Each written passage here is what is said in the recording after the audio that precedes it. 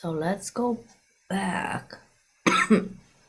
Insecure bonding or lack of bonding, and just acknowledge what you've been through, how tough that is. And sometimes just bring in acknowledgement of how much you've been through and what that was like.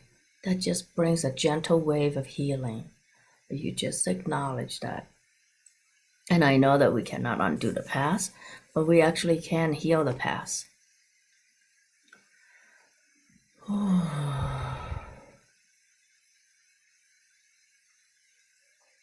Right. So let's bring some healing to our younger self. And if you didn't have any way of bonding with one of both parents,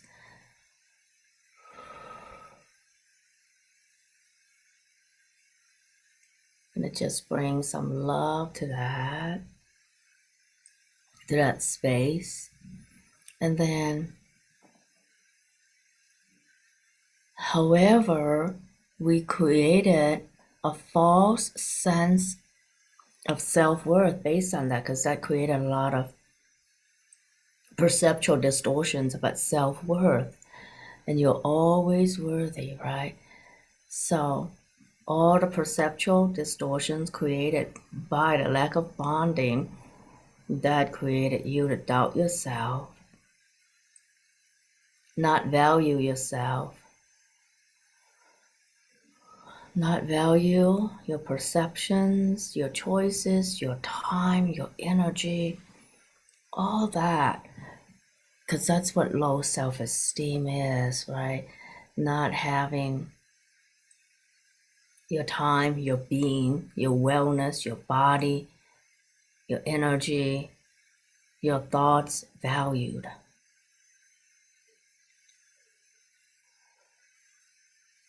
Oh.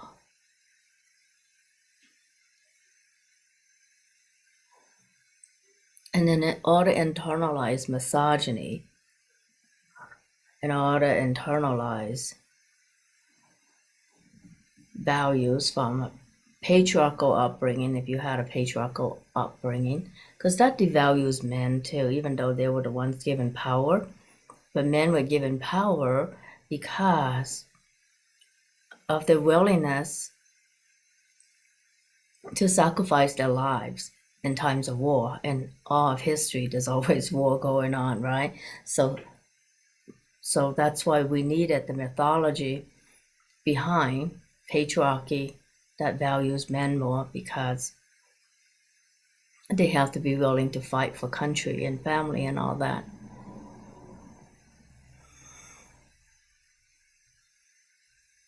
And whatever that's bringing up for everybody, there's a heaviness. So let's clear that from your bodies, wherever that's settling in your own bodies.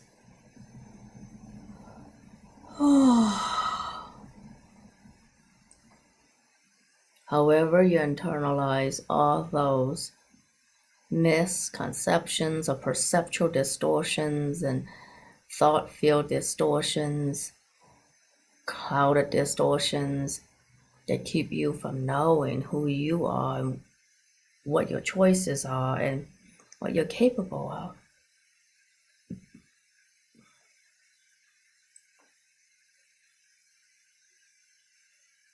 And let's see.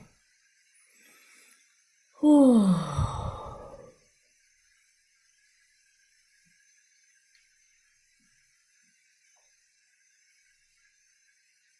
Yeah. Everything that's bringing up. And I know that, some of you may have regrets about what you didn't do, how your life was wasted living for others, because you were taught to value who you are by what you can do for others only.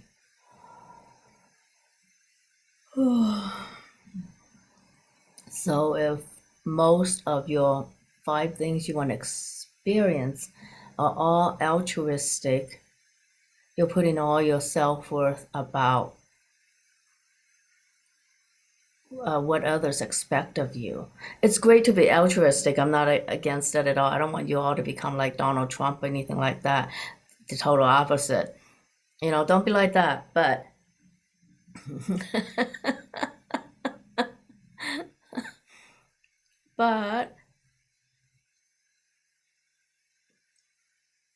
create the space for you to be you. When you come into alignment with your divine destiny, everything you want to do will bring you expansion and joy and growth, and not more of having to prove who you are, that you're worthy.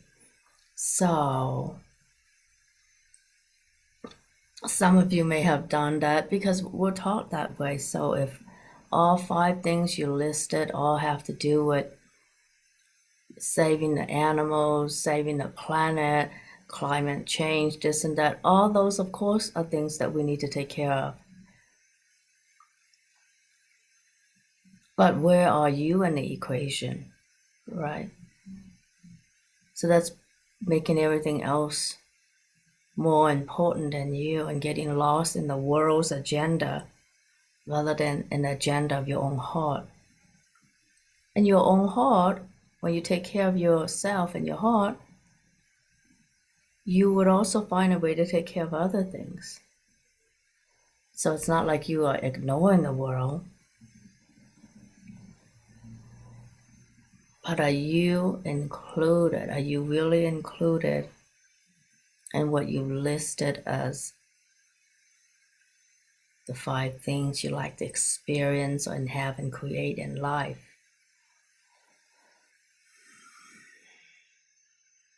So in case some of you have just created all kinds of social agendas to fulfill, are you willing to look at that and know that you are equally as worthy as dear God taking care of climate change?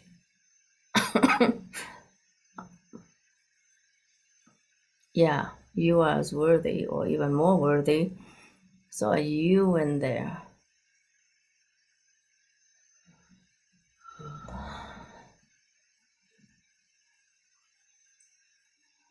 And some of you have been in families and relationships where you function as the one who takes care of everything.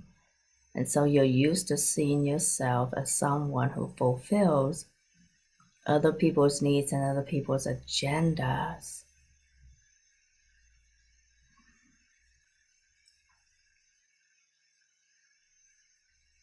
So is any of it yours? If it is, that's great. And I know that for a lot of you it is, because you have done a lot of self-care, self-help, personal development.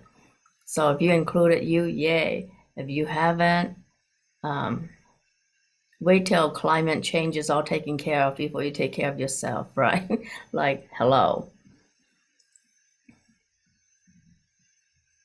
Okay. So that's great that you guys are so attuned to you. Because I think most of you put stuff that's mostly for you, right? Of course, there's a lot of people who didn't answer that, and that's okay too. Because it takes time to know who you are. It takes time to acknowledge you for you and not see you as someone that only does X, Y, and Z for others. All right. So let's go back to family constellation and see where you're at with all that.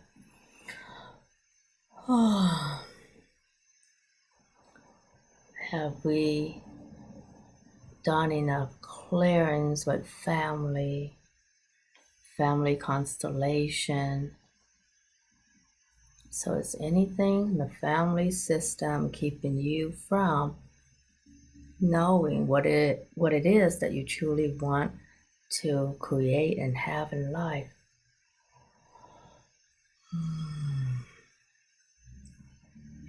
Good.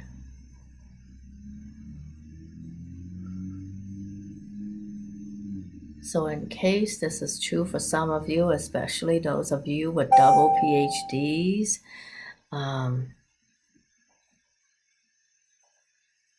where are you recreating your relationship with your mother and your relationships and your money and your relationship to your body and your relationship to time and your relationship to energy?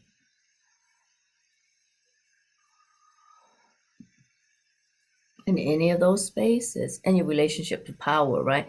So, in any of those places where you're creating the relationship with your mother, would you like that to be changed and just dissolve and release to the light now?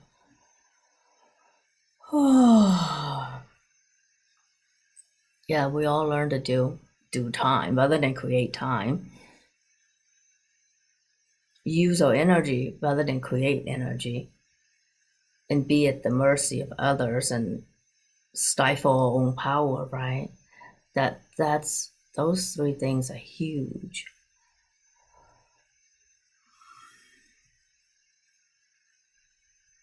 So your relationship to time, energy, money, power, to yourself, to your body, to your spiritual life, anywhere in any of those areas where you're duplicating your relationship with your mom.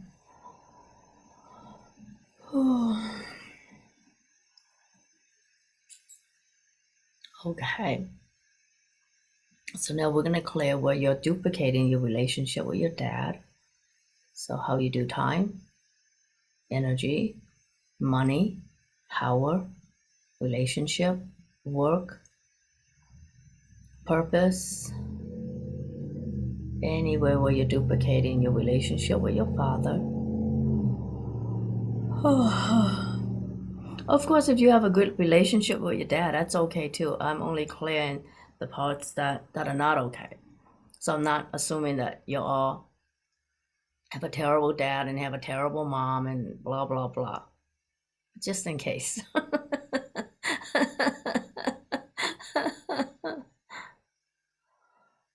Okay.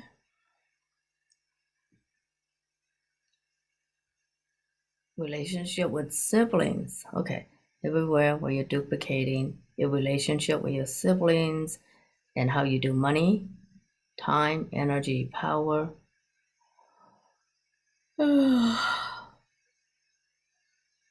Oh, yeah, anywhere where you're duplicating who you are in your family to everyone, to all your other relationships, to how you do money, power, energy, time. Let's clear that.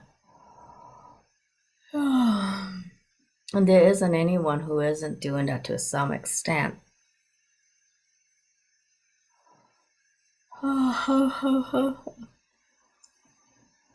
Like a well-meaning friend of mine one day told me, to stop thinking yourself as a Chinese person. Like, huh? What the hell?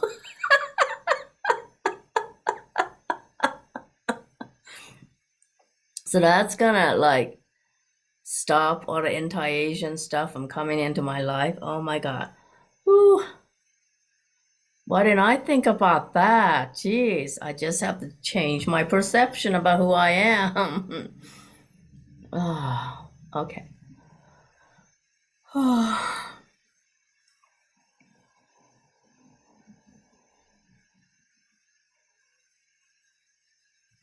So anything else about family of origin, your birth, your birthing experience, how you were raised in the first 18 years of life that is still creating struggles now.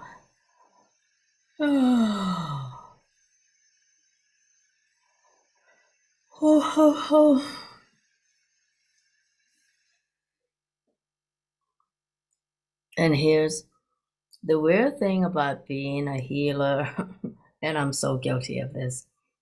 So the more you want to see the whole world heal, the more you want to heal everybody in the whole world. That's because you really needed it for yourself. I knew that, but but it took some time to own that, right? It took some time to own that.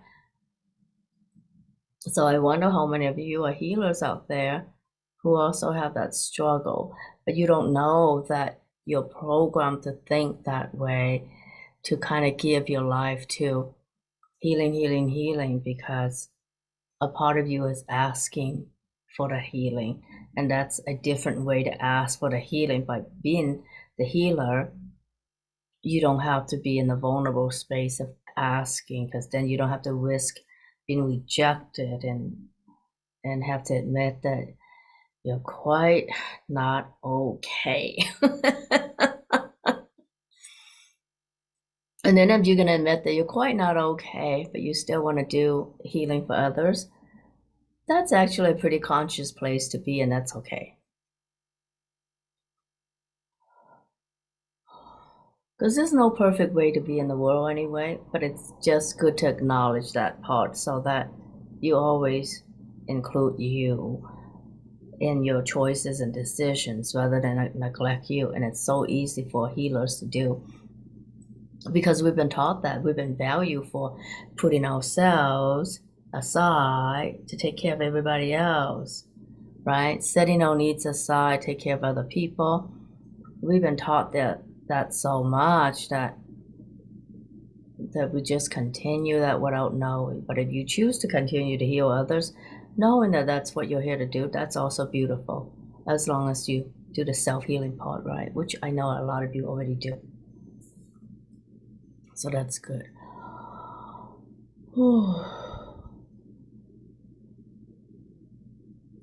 So let's see. So your relationship to money is about what? Your relationship to money is your relationship to power and ease, personal power. Because with money, you can get some things done. I know that you don't need to have a lot of money. It's the first thing poor people say. I don't want a lot of money. I just want to have some. Every person who's totally broke says that. I'm not asking for a lot. I just want some, enough to pay for rent and groceries. Like, would you just shut up and choose to be a millionaire so that you never have, so that you truly are in a place of like, I don't need a lot of money.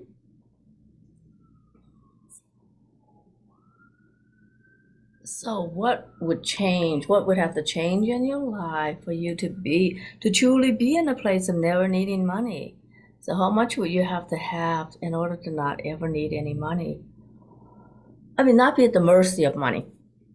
I think that's a way to put it. I remember when I was at the mercy of money and did not even know how to ask for people to pay me and all that stuff. That was not fun. And I was like, I don't need a lot. I just want enough for rent. I've been there. Because we've been taught that, you don't want to be greedy. You don't want to have money. People with money do X, Y, and Z and all those negative stuff. So let's clear out a negative program around money for those of you who feel like you would like to travel around the world, except you don't have the money. You would like to blah, blah, blah, except you don't have money. You would like this, you would like that. Yeah. So, all the hidden loyalties to family systems, the spiritual systems, all the past lives where you have to give up all material possession and blah, blah, blah. Let's clear all those past lives where you have to give all that up and make money feel so bad, make having money feel so bad.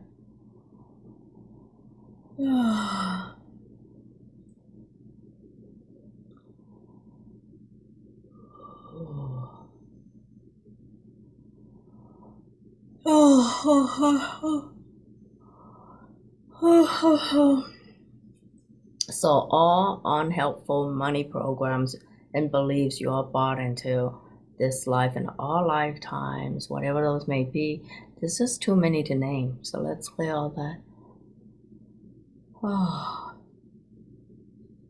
And it's so funny when people use the Bible to justify, because Have you noticed all those evangelists, they use the Bible to justify living in $1 million homes and all that stuff? So you can use the Bible to justify having a lot of money. You can use the Bible to justify not having a lot of money.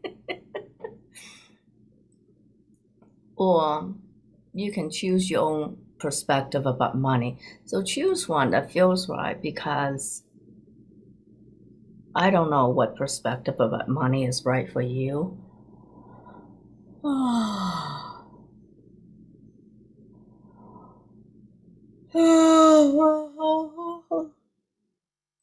And what if it's okay to go beyond comfortable to being gloriously abundant? What if luxury and elegance and glorious abundance is something that will really propel you to live your real divine destiny?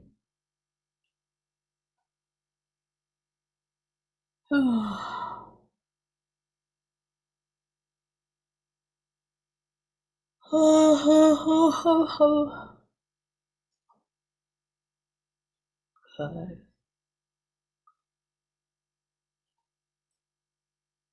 So think elegance, luxury.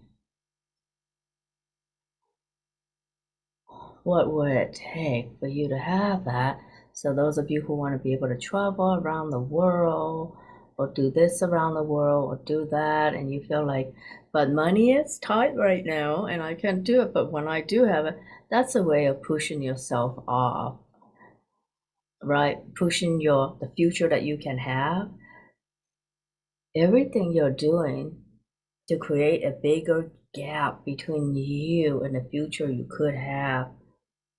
Let's clear some of the things in this gap. For some of you, it's money.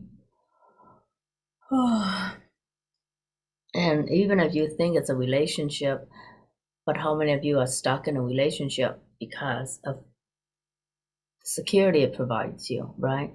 So that's personal power and money.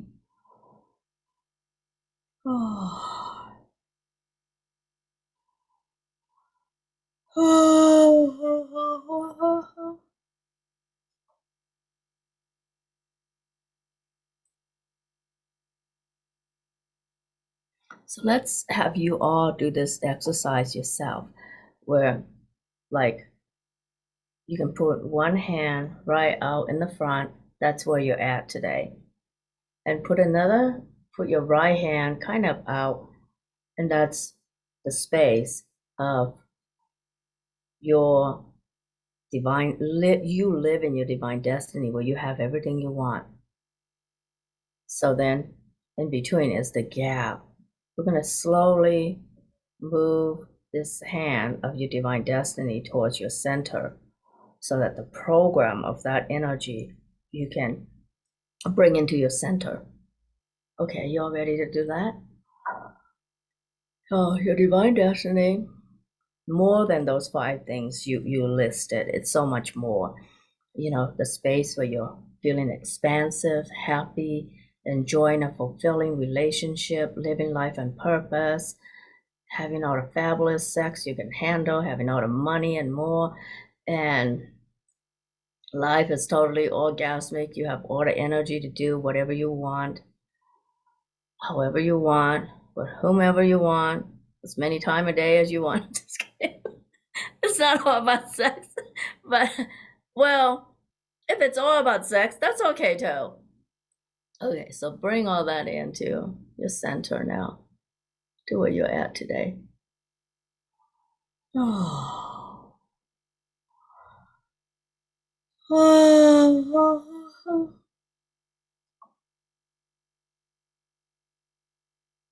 And practice doing that, because that energetically, literally closes the gap between where you are now and the energetics of where you want to be. So it's a simple exercise, but it's powerful. And try to practice that a couple times a day, especially in the evening before you go to bed and in the morning, so you can bring in the energy for to start your whole day. It's that simple, right? And you can just ask your guides and angels to support you to bring in the energy of your beautiful divine destiny. And just bring it in, bring it in, bring it into where you are.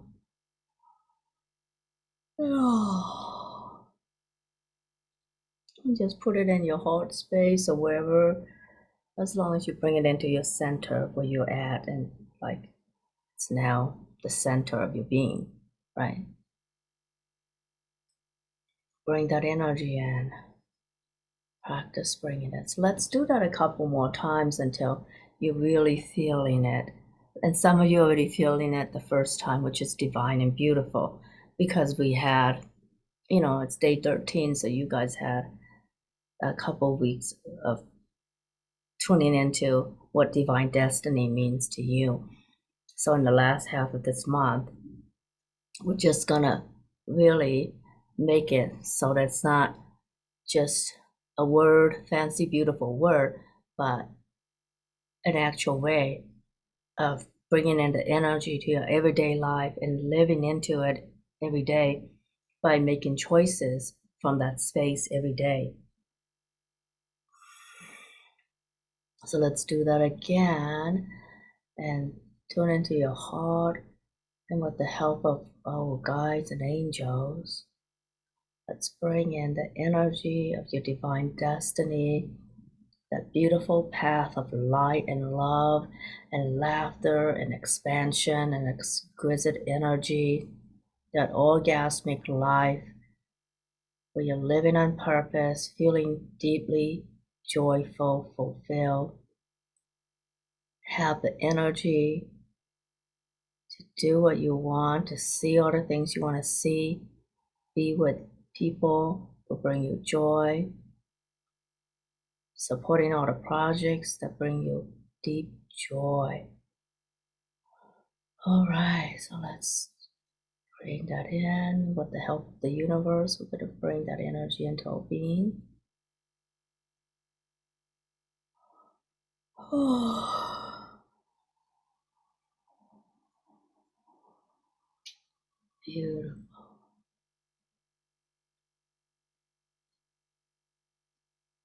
beautiful. And let that energy change your whole being. Whatever parts of you need to be realigned, whether it's your chakras or how you schedule your time each day, or how you spend your money, or the awareness you bring to your relationships, all those places will have subtle shifts, right? Just to refine your choices so that you make really empowering, elegant choices that truly just support you to know you are a beautiful divine being, and to live this life as a beautiful divine being, so that how you interact with the 3D reality will be different. You will be more like living in a 5D reality where things are easier than 3D. So it's an energy that you embody and practice and be every day.